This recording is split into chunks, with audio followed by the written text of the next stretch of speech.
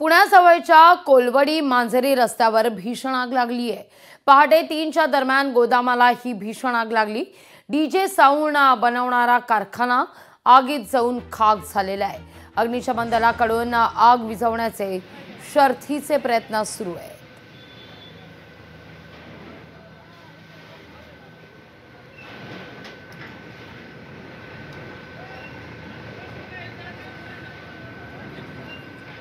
आग नेमकी कशी लागली हे अद्यापही अस्पष्ट आहे। जीवितहानी झाली नसली तरी मोठ्या प्रमाणावर या ठिकाणी वित्तहानी झालेली आहे। डीजे साऊंड बनवणारा कारखाना आगीत जाऊन खाक झालेला आहे। कारखान्याचं अतोनात नुकसान झालं आहे।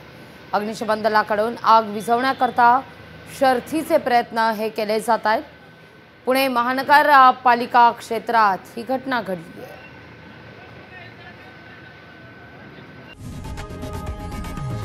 लोकशाही मराठी ऐका, पहा, जागरूक रहा।